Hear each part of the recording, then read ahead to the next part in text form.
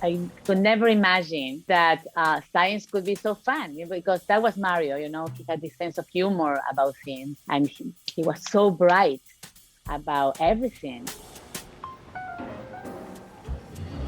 Mario would laugh at being on the cover of the tabloids.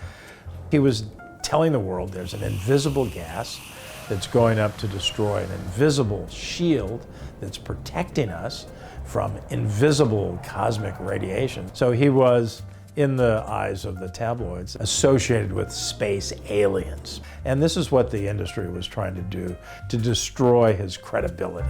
It didn't work. He was too good. He did dishes, he did everything. He burned the tortillas, everything. I was interested in how to solve the problem, but he had found the problem.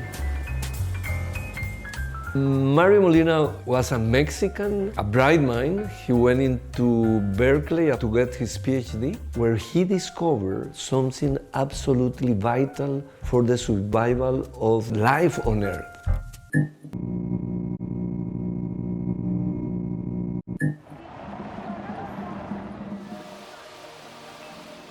This all happened in Mexico City. As a child, I had the normal interest. I like to read pirate novels and things like that.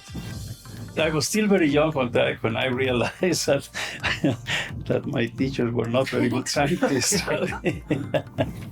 I became a fan of classical music since I was very, very young. Beethoven and things. We still had, of course, the plastic records in our hands.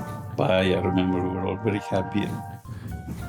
My initial sort of attraction for science, it might have been a little bit by chance. I was sick, so you have to stay at home for days or weeks and so. And I did get this toy microscope. And I remember looking at the drop of very dirty water and the enormous fascination I had with a very simple microscope, looking at the drop and seeing it teeming with life. I had decided, if at all possible, I certainly would like to be a scientist and do research. I thought, maybe I can do this at least as a hobby, but I might have to earn my living doing some real work. When Mario and I first met, he never talked about his science. We talked about music, about art, about everything, but not science. He always listened to music all the time. He had 2 violins. He was so involved with the environmental problems that he started leaving aside the playing a violin. This is the real icon of the university there, the main library. Do you think this helped Mario with his inspiration to be a scientist? Yeah, it gives you a sense of belonging. Yeah, you belong to the World Heritage, all this central campus of the university. The idea of having all this space in order to study, to collaborate, and to be inspired for other biggest scientists or artists is wonderful. This is the School of Chemistry. This is where Mario Molina did his undergraduate studies in chemical engineering. And did anybody at that time realize that the potential in Mario Molina? Probably one of the professors said, he's the one. He was not only smart, but he was very organized and very dedicated. So the social life of the School of Chemistry happened here in the center. And there was a real, very close community. I've heard that he was very creative, and even at either the bathroom or the kitchen of his house, he did a lot of experiments when he was a real kid. Mario was a very shy person, timid, very, very shy. He didn't have many friends in that moment.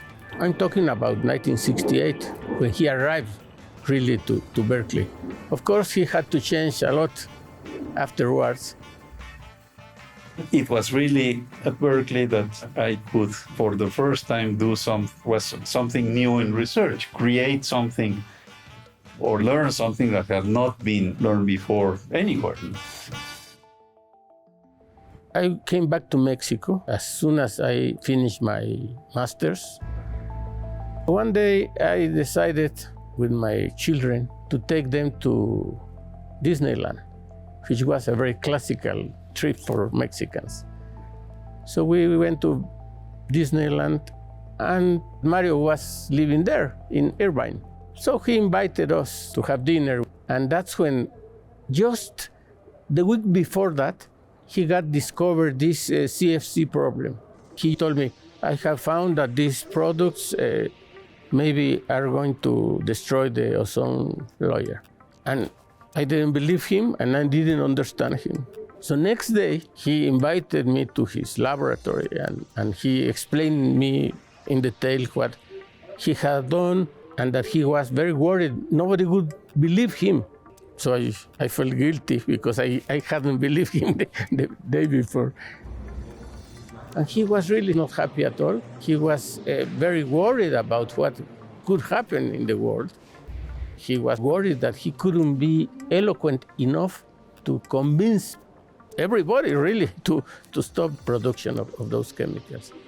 So he changed his personality from being a shy person to be very explicit, just because he felt a responsibility with humanity.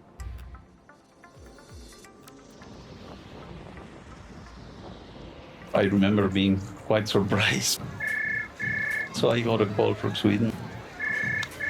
I was already very satisfied with one, rewarded, because the Montreal Protocol had been achieved. So I thought, okay, we were very lucky. We found this problem, and then we were able to actually get something done by society at large. So that part was done.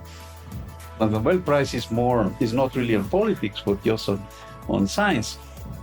Part of the surprise was because there were practically no precedents for Nobel Prize in environmental issues. So that's why it was a surprise. But then I realized, wow, this does change your life.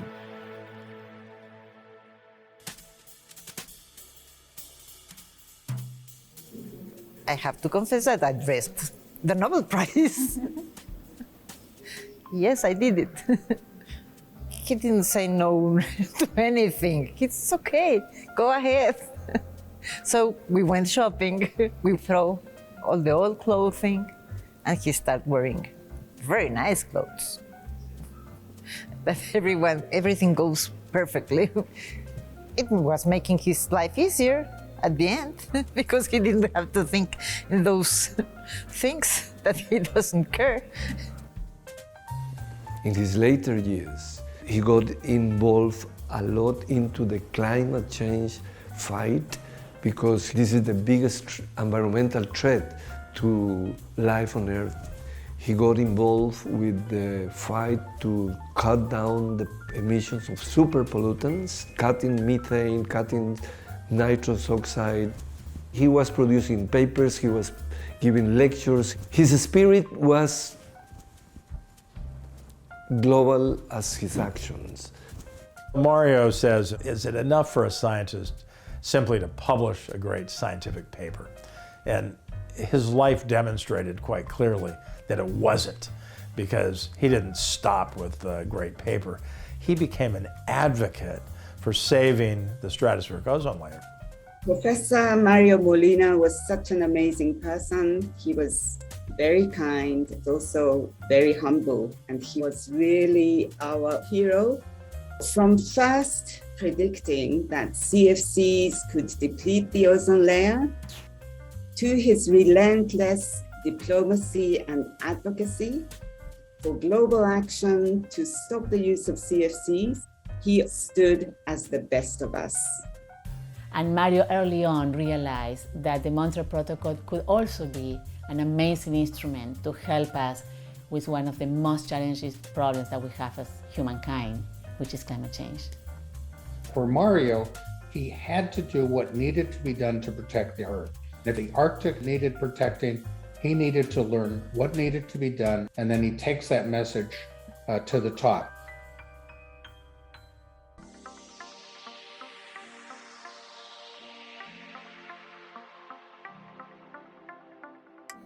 His legacy is so great. I know it's hard to describe it. I mean, we do have an ozone layer because of him. The legacy that he has with me is that I admire him so much that I am able and I'm ready to give my best effort to try to continue what he initiated. His work prompted the development and the shaping of the Montreal Protocol. And thanks to the success of the Montreal Protocol, the ozone layer is actually healing.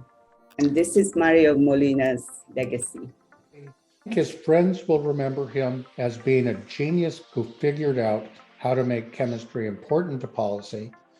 My recollection, the image that I carry with me is, a brilliant guy who was warm and friendly and also cool. He was a free spirit. He was a brilliant mind. He was a powerful leader, and he was a friend.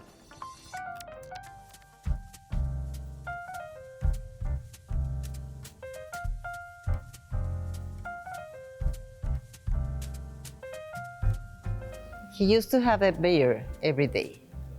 He drinks one beer, a light beer, each day. At lunchtime, he has half of it, and at dinner time, he had the other half. Yeah, he was very disciplined with that.